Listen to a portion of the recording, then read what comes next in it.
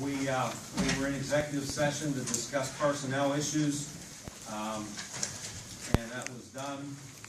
Unless anyone on council has anything in particular they want to say about the caucus, I think we all are familiar with what's on the agenda. We'll dispense with that and move right into the regular meeting. Is there any objection? Okay, so moved. Mr. Shields, would you lead us in the Pledge of Allegiance? Pledge allegiance to the flag of the United States of America and to the republic for which it stands, one nation, under God, indivisible, with liberty and justice for all. I have a minute, Mr. President. Yes, sir. Last week, we took a moment to recognize, to mention that the tragedy that happened at Franklin Regional School, the stabbing incident. Well, the vice principal that stopped the assailant was a Munhall resident.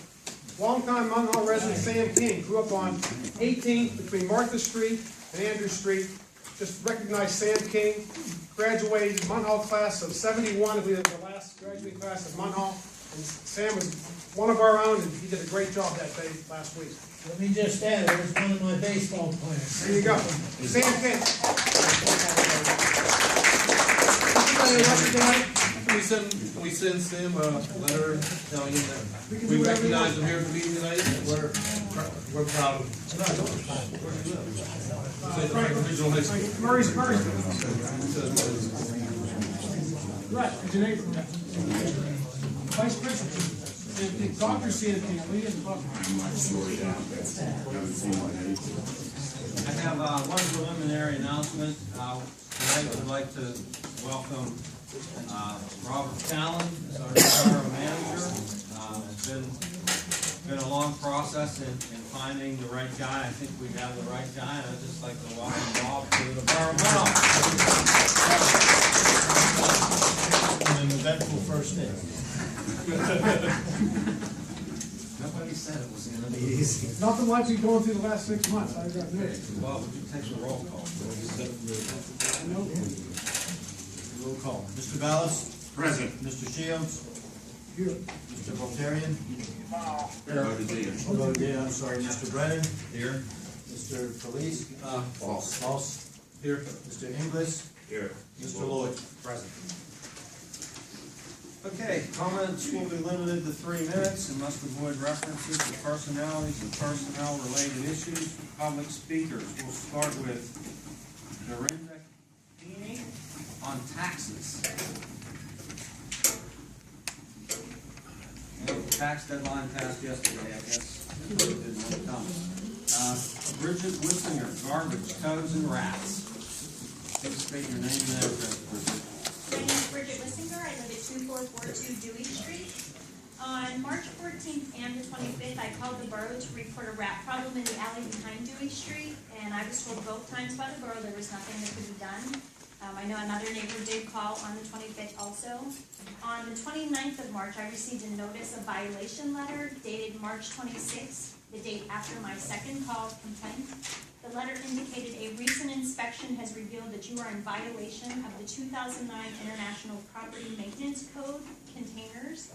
We were directed to correct this within 10 days by making sure our garbage cans have lids, and since the rats have been seen in the area. I have since purchased 4 new garbage cans with lids since our old ones were pretty beat up, and on the same day I had my property treated by Budget Pest Control. On the 31st, I did speak to Mr. Cannon, and I asked about the problem of our garbage can lids getting broken, and he suggested we take the lids off the night before garbage pickup. The date of the letter was the date of our regular garbage pickup, so of course my lids were not on my cans, they were behind them. The ordinance we were cited for was not listed as a Munhall's ordinance. It's the International Property Maintenance Code, and according to their website, the codes are designed for adoption by reference only, and jurisdictions may adopt them to make necessary additions in adopting the document. Incorporation of any part of the international code in codes published by states, etc., is expressly prohibited. And if you check Munhall's website, there's nothing listed about lids, and I'm not in disagreement with that, but I don't have to continue to buy new cans every time our lids are damaged. So my first question is, who's responsible for the rats, since many of our neighbors have called, 3 of us have had our properties treated. If I get bit, what happens? Like, who's responsible? Because they have to go somewhere now, other than us now gonna find them dead everywhere because our properties have been treated. I'd also like to see the Munhall ordinance about the garbage cans, the lids, etc., since that's the ordinance we should have been cited for if we were in violation. And I'd like to know when that was adopted, and what are the rules about it? Is it take them off the day before? I'm not sure.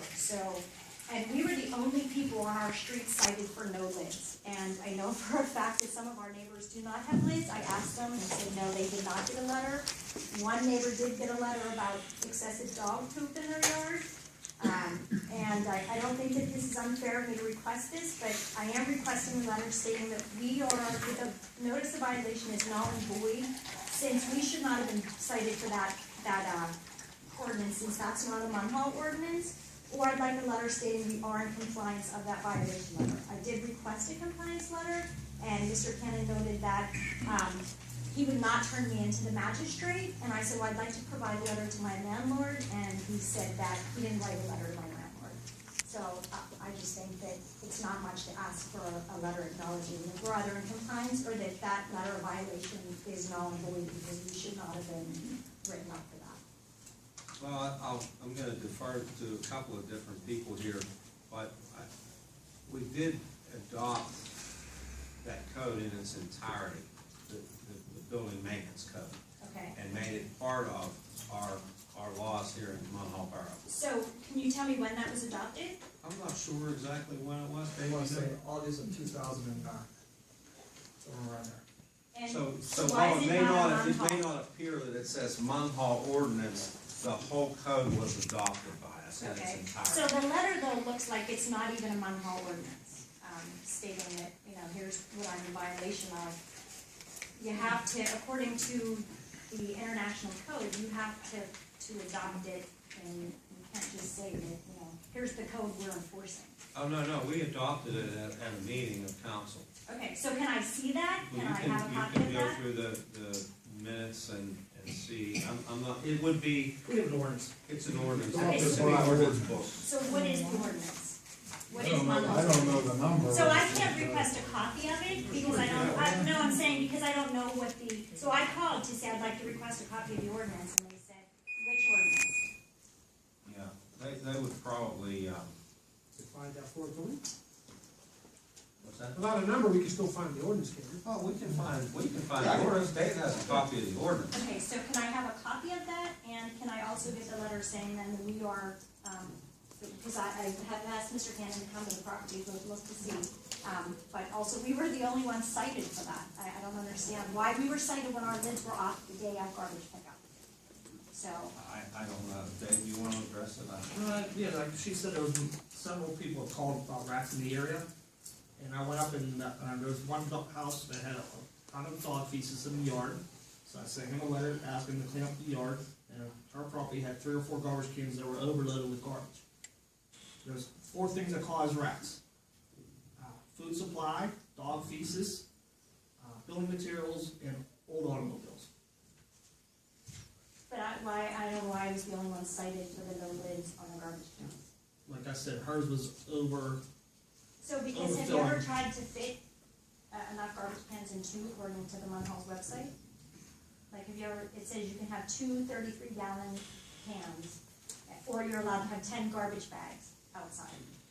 So, you can't fit 10 garbage cans, 10 garbage bags in 2 33-gallon cans. And it was the day of garbage Well, I pickup. think what that means is that you can put 10 bags out, but you can't, you can have more than 1 can, but they don't want you to put the cans out, just put the bags out on the trash day. I think is how I interpret that. Is that right, Paul? If there's overflow, something Wait a second, so you have to have lids on the cans with the bags in it, or you can just throw the bags on the ground? Correct. According to what I'm told. What the ordinance says, Brian, is when you're storing your garbage, you should have cans with lids. Okay. The night before, for public works, you can put your cans out, or you could just take the bags to the curb. So instead, you'd rather The night put before. 10 of my bags out so the rats are more. So I can put I didn't think I was allowed to put bags out the curb not being in cans? No. That's a rat problem too, right? I thought all garbage had to be in cans. No, Public Works will take bags, people do put bags out the night before, So you really don't need garbage cans? to store them during the week. For storing, yes. But they can be out at the curb all night long. That one night. Like grass clippings and leaves. Or trash. For trash. After 6 o'clock every year, ordinance, is that right? You can't keep them out in the curb for, After 6. out of cans for a week. Correct. Because if you leave garbage in a bag for a week and there's a rat problem, the rats are gonna open all the bags and use them. But I didn't think leaving the bags out are gonna grab, they're gonna attract more rats. Well, they may. And so we didn't put them on the ground because we knew that there were rats in the area. And I'm talking like huge rats that like aren't afraid of people. And so, we will have our property treated again and again because I don't wanna have to worry about them coming on my property. But I think the whole neighborhood should be careful what they do with trash when you start getting rats. Can we send personnel to bait the rats? Got 4 more weeks. And they can bait what, the sewers? Yes. We can bait the sewers in that area. 4 weeks. 4 weeks. And so the first time I called, nothing was done. The second time I called, and then a neighbor called, is then when, and I get cited, and I feel like, well, I called. It almost sounds like harassment. Yeah, and I don't want to post that way, but we have all new cameras, so I'm just asking that we can let our city. Well, we're gonna do our part, we're sending people to school for pesticide and erosion control. So can I have a letter though from the code enforcement indicating that I'm no longer in violation of that letter? I don't want someone to come back to me months from now and say, oh, you weren't in violation. Telling me you're just not gonna take me to the magistrate is not an acceptable answer. That's up to him. This council hires him and puts him in his position, but if you're dissatisfied with something he does, an order he gives you, you can appeal his decision to another body. It doesn't come to this council, just to let you know. So the council doesn't order him to write letters. Council hires him to do his job, and if you don't like the way he's doing it, you appeal to an appeals board, which I think the zoning hearing board hears appeals for the decisions. That's how it's set up. Just so you know the procedure, the administrative procedure we have set up. So this council, it doesn't have the authority to direct him to write you a letter. Okay, If you don't like something he's done, you have to appeal his decision to another board, and so who do I appeal that to? zoning hearing board. And so I may be past the time that this letter said I can appeal it. I don't know about that, but I don't think Yeah, it'd be it worth says your time you to have file to an write appeal to zoning within the hearing. time period prescribed, so there was no time on that. The zoning hearing board costs money, probably $400, because there are fees and advertising and so forth. I don't think you really want to go to that extent if you want.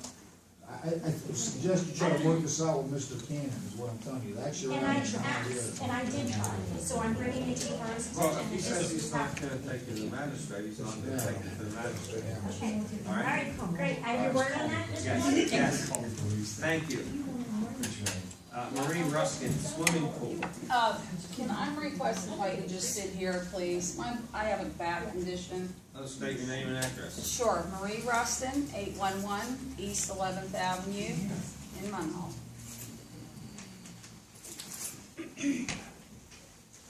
Well, my issues are like, I came up here when it was about the sewage, the man sores, and all the changes that might be happening. And my questions, and I couldn't stay that night, was if there's gonna be changes with swimming pools concerning where they drain and how they drain, okay? I've had an ongoing problem with my neighbor, and I'm coming up here free to the problem is she doesn't have a pole up now, but she drains this pool every 2 weeks, and it's been for years and years and years. And I've reported it to many places. Can I pass this and get this? Actually, these papers you can keep. This is from the DEP. It states what should be with poles, and these are pictures of damage on my property. And that's the main thing about this is where the water is coming into my garage.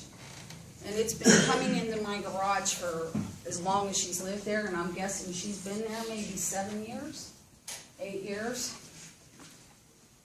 And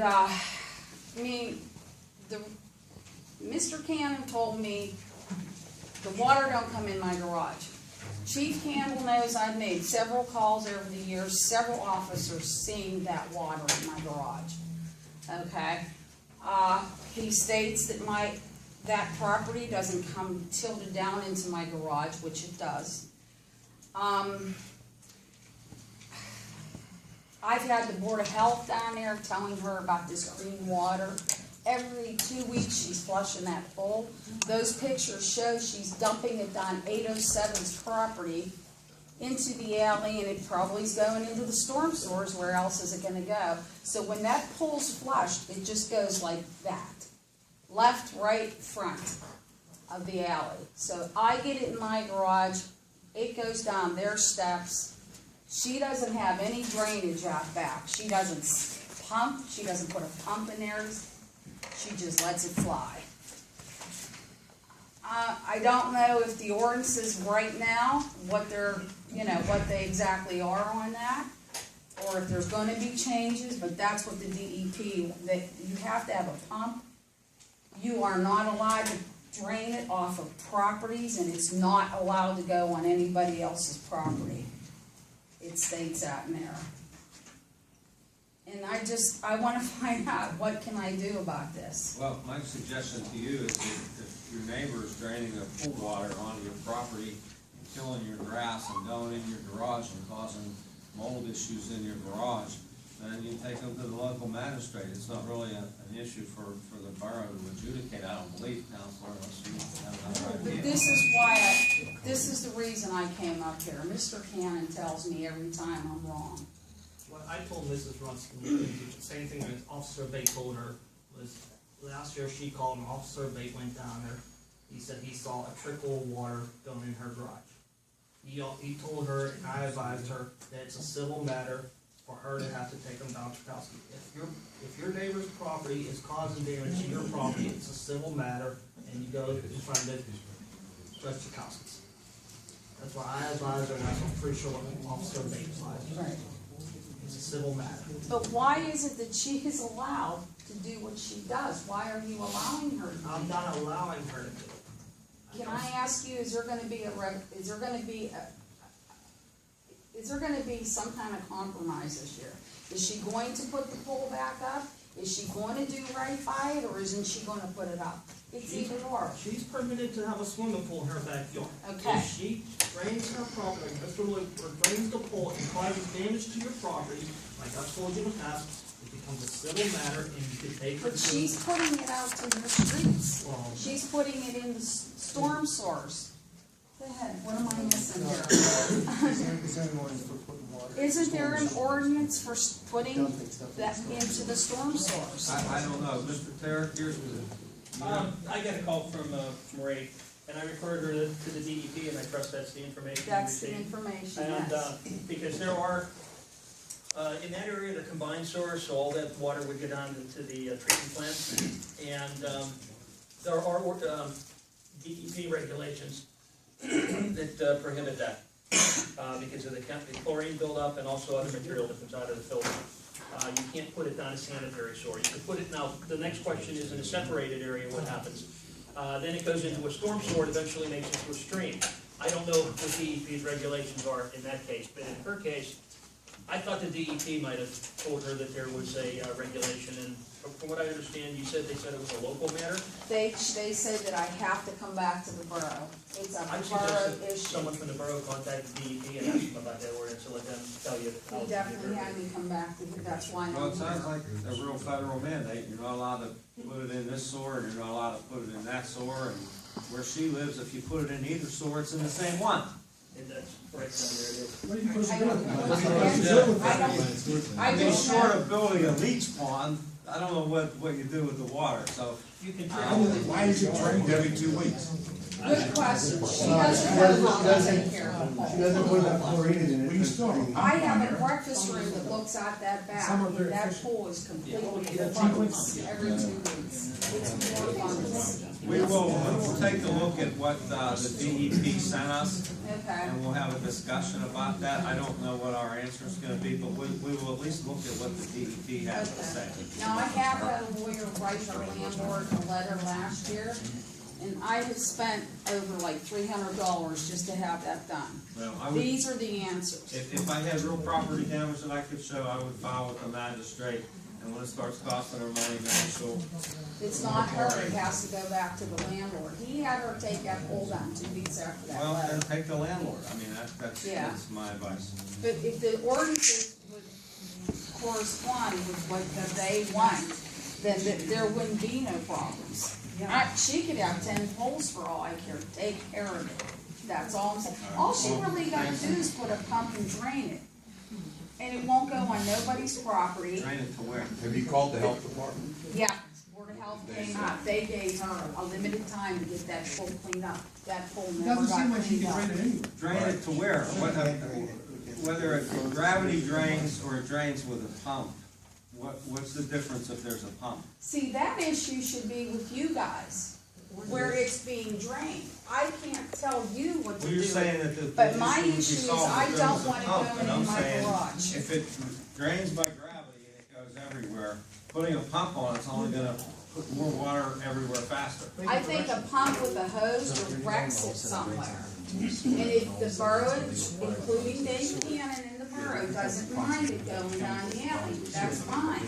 That's fine, but direct it down here, don't let it just There's certain things. My dad go where it wants. years that took care of. Should they send?